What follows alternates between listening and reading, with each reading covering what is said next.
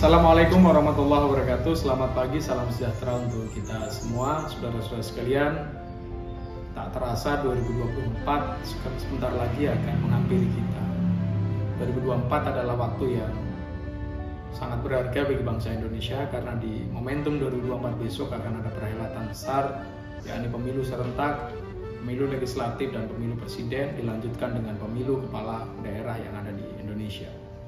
Ini satu hal yang harus kemudian seluruh anak bangsa berkontribusi, hadir, memberikan sumbangsi yang terbaik untuk bangsa dan negara.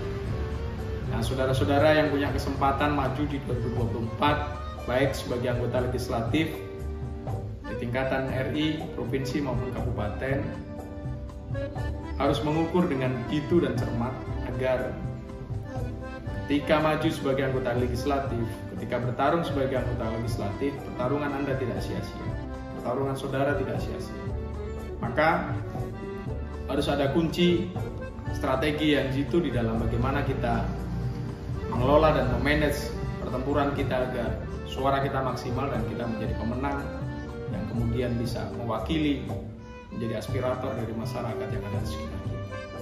Setidaknya ada 5 hal penting atau variabel penting di dalam bagaimana agar kita sukses dalam perhelatan pemilu legislatif di 2024 besok. Yang pertama adalah calon. Calon adalah variabel penting di dalam bagaimana memenangkan pemilu di semua tingkatan. Karena calon itu adalah kunci daripada pemilihan itu sendiri. Harus di-branding dengan baik sesuai dengan pasar dan kebutuhan yang ada di tengah-tengah masyarakat. Tidak harus yang rupawan, tidak harus yang cerdas, tapi calon setidaknya memiliki daya tarik yang itu menjawab kebutuhan masyarakat dan menjawab apa yang menjadi problem di tengah-tengah masyarakat kita. Sehingga kita harus petakan betul apa yang menjadi kebutuhan, apa yang menjadi realita di masyarakat kita. Sehingga calon ini nanti akan kemudian di-branding dengan sesuai dengan apa yang menjadi kebutuhan yang ada di tengah-tengah realita masyarakat kita.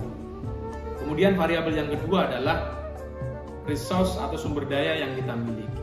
Sumber daya yang berupa finansial, sumber daya yang berupa tim pemenangan, atau sumber daya berupa jaringan yang kita miliki. Ini harus kemudian dimaksimalkan peran dan fungsinya.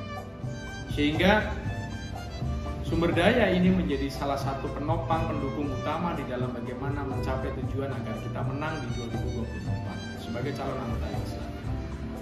Karena tanpa tim yang kuat, tanpa teamwork yang solid, tanpa dukungan finansial yang memadai, 2024 akan hanyalah cerita saja. Maka ini harus dipetakan dengan betul seberapa jauh kemampuan resource yang kita miliki, seberapa kuat, seberapa besar kemampuan yang kita miliki dari segi pendanaan, dari segi tim, relasi, jaringan, semua hal yang setidaknya itu menjadi resource yang utama di dalam pemenangan 2024. Kemudian yang ketiga, saudara sekalian, yang tidak kalah penting adalah bagaimana kita memilih sistem atau metode kampanye yang akan kita gunakan. Karena saya yakin untuk meningkatkan popularitas dan elektabilitas serta elektabilitas, kita butuh sosialisasi, kita butuh kampanye. Mengenalkan calon, kemudian mengenalkan visi misinya, kemudian mengenalkan tujuannya, sehingga masyarakat tumbuh simpatik, tumbuh empatik agar kemudian tumbuh rasa untuk menyukai dan akhirnya memilih. Nah, kampanye ini adalah satu hal yang penting. Kalau era sekarang, kampanye digital satu hal yang niscaya, yang harus kemudian diikuti oleh para calon kalau ingin terkenal dan kemudian dikenal serta memiliki tingkat elektabilitas yang bagus. Karena pada dasarnya pemilihan kampanye dan metode kampanye yang tepat itu akan menjadi salah satu kunci daripada tingkat popularitas, elektabilitas, dan elektabilitas calon. Sehingga kampanye yang efektif dan efisien itu akan wujud dan itu akan menjadi variabel pendukung di dalam pemenangan sebagai anggota legislatif atau pemenangan sebagai calon. Kemudian yang selanjutnya adalah pemetakan. Nah, ini yang kadang terlewatkan. Ketika calon itu sudah di-branding dengan bagus, kemudian resource sumber daya yang dimiliki juga kuat dan besar, serta metode kampanye yang tepat, tapi tidak memetakan dengan betul seberapa banyak pendukung yang sudah kita rekrut, seberapa banyak kader yang sudah kita lakukan duplikasi, dan seberapa banyak tim yang bergerak. Dan yang tidak kalah penting, bagaimana kita memonitor dan memetakan pergerakan lawan, memonitor dan memetakan pergerakan kompetitor.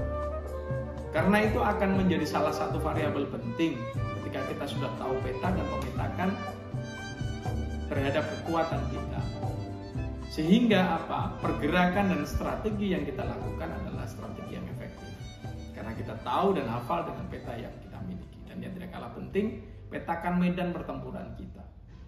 Kalau kita sudah paham, kalau saudara sudah paham kekuatan yang ada dalam diri saudara, tim saudara, finansial saudara, maka yang harus dilakukan selanjutnya adalah memetakan kekuatan dan tim daripada kompetitor kita. Dan yang tidak kalah penting adalah bagaimana kita menganalisa medan yang akan menjadi medan pertempuran. Dan akhirnya kita akan menentukan strategi utama di dalam bagaimana kita melakukan finishing terakhir, yakni variabel strategi yang akan kita gunakan. Nah, strategi yang akan kita gunakan ini berangkat dari calon, berangkat dari sumber daya yang kita miliki, berangkat dari kampanye yang kita gunakan, metode yang kita gunakan, dan yang terakhir adalah pemetakan. Dan muncul pamungkasnya adalah strategi apa yang akan kita gunakan, senjata apa yang akan kita pakai. Karena ketika kita sudah lakukan semua tanpa strategi yang jitu, strategi yang mumpuni di akhir, maka itu pun tidak akan sempurna. Maka strategi inilah yang kemudian kita gunakan sebagai salah satu variabel kunci. Variabel penting yang kelima adalah strategi. Strategi kaitan erat dengan finishing yang akan kita lakukan. Setelah kita membranding calon dengan baik, kemudian memetakan resource yang ada, menggunakan metode kampanye yang benar, serta melakukan pemetakan kekuatan dan medan yang ada, maka yang terakhir adalah senjata apa yang akan kita gunakan. Maka ini erat kaitannya dengan pemetakan. Jadi setidaknya kita harus tahu dengan persis perilaku pemilih yang ada di sekitar kita. Sehingga strategi apa yang akan kita gunakan. Kalau kita medannya perkotaan, maka pertempuran kota, city war yang barangkali yang akan kita gunakan. Kalau medannya pegunungan, maka total war yang barangkali akan kita pilih di dalam strategi kita. Nah, strategi ini harus cermat, tepat, efektif, dan efisien. Maka strategi itu tidak hanya sekedar menjawab kebutuhan pemilih, tapi strategi itu juga kaitan erat dengan variabel calon, variabel sumber daya, dan variabel metode kampanye yang digunakan serta pemetakan yang ada. Sehingga strategi dan senjata yang digunakan, senjata yang tepat, dan itu kemudian efektif sesuai dengan apa yang menjadi target dan tujuan daripada pemenangan saudara-saudara sekalian di 2024. Strategi apa yang akan digunakan itu akan erat kaitannya dengan seberapa jauh perolehan yang akan saudara-saudara dan Anda peroleh.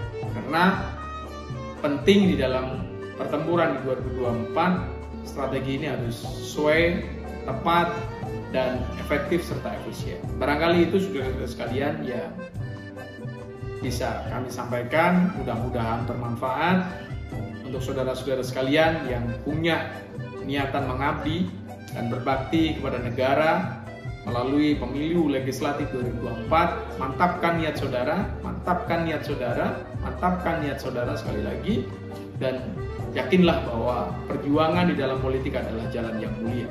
Terima kasih, mudah-mudahan bermanfaat. Walaupun minkum ihdinas siratal mustaqim. Assalamualaikum warahmatullahi wabarakatuh.